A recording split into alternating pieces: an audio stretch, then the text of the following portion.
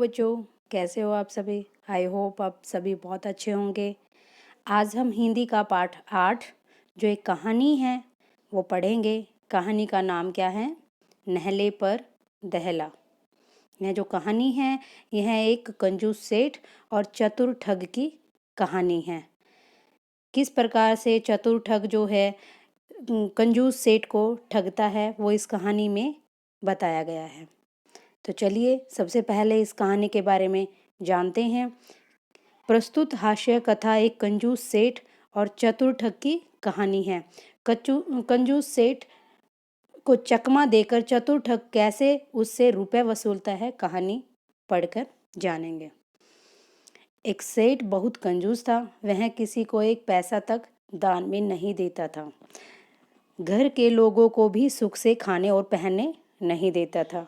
उसके बराबर सूदखोर भी कोई दूसरा नहीं था। उसकी कंजूसी से परिवार वाले भी परेशान थे। लाखों की संपत्ति पर खर्च का नाम सुनकर उसे बुखार आ जाता था। एक ठग ने सोचा कि किस तरह इस सूम से कुछ ठगना चाहिए। इसके पास लाखों रुपए हैं पर यह किसी को एक पैसा भी नहीं देता।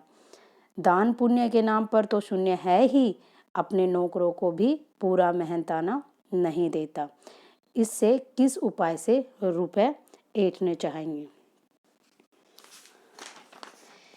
ठग भेष बदलकर सेठ के पास गया और कहने लगा, सेठ जी हमारे घर मेहमान आए हैं, बर्तनों की जरूरत है, कृपया 8-10 बड़े बड़े बर्तन देने का कष्ट करें, मैं कल आपके बर्तन वापस कर दूंगा।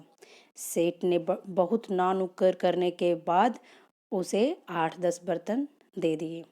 अगले दिन वह ठग उन बर्तनों को 5-6 अन्य छोटे बर्तनों के साथ लौटाने आया। सेठ ने बर्तन संभालने के बाद पूछा कि ये छोटे बर्तन कहाँ से आए? ठग बोला, सरकार आपके बर्तनों ने बच्चे दिए हैं, अतः मैं बच्चों सहित आपके बर्तन वापस लाया हूँ। सेठ ने लोभवश कुछ नहीं कहा और उन सभी बर्तनों को घर में रख लिया। कुछ दिनों के बाद वह ठग फिर आया और बोला, सेठ जी परसों लड़की का विवाह है, इसलिए अब की बार आप मुझे सोने चांदी के बर्तन कुछ दिनों के लिए दे दीजिए। सेठ ने कहा, सोने चांदी के बर्तन ऐसे ही नहीं दिए जाते हैं, इसके लिए 100 रुपये रोजाना लगेंगे। ठग बोला, सेठ जी मैं एक दिन का किराया तो अभी दे रहा हूँ, आप मुझे तो जानते ही हो, मैंने पहले भी आपको बच्चों सहित बर्तन वापस किए हैं। आप किराए की चिंता बिल्कुल मत कीजिए, मैं 100 रुपये प्रतिदिन की बजाय 150 रुपये प्रतिदिन दूंगा, अतः आप अब देरी न कीजिए। ठग की बात सुनकर सेठ मन ही मन बहुत खुश हुआ। उसने 15-20 हजार के बर्तन उस ठग को दे दिए। ठग ने बर्तन ले जाकर बाजार में बेच दिए। जब 8 दिनों तक बर्तन वापस नहीं आए तो सेठ घबराने लगा। इधर उधर से ठग के घर का पता पूछता हुआ सेठ उसके घर पहुंचा। वहां उसने देखा कि ठग बाल मुंडाए, रोनी सूरत बनाए घर के बाहर बैठा है। सेठ जी को देखते ही ठग बोला, सेठ जी आपने मेरे साथ बड़ा धोखा किया है।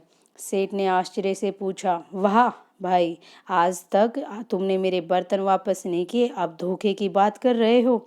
ठग बोला, सेठ जी आपने मुझे मरणासन बर्तन दिए थे, घर आते ही सभी बर्तन मर गए, मुझे उनका दाह संस्कार करना पड़ा और 13वीं में 800 रुपये भी खर्च करने पड़े हैं, आप 800 रुपये अभी निकालिए।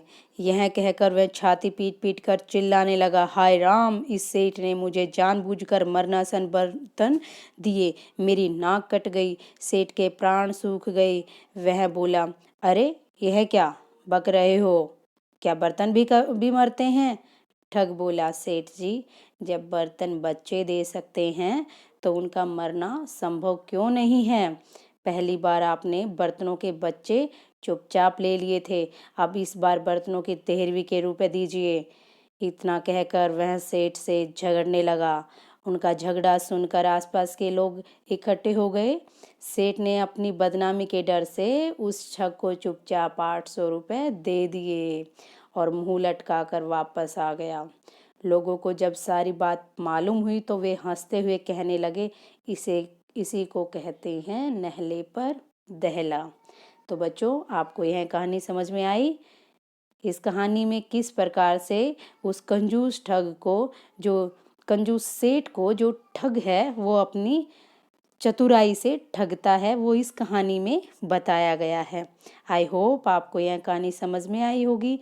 आप भी इसे रीड कीजिए और अच्छे से समझने का प्रयास कीजिए। Okay, bye bye.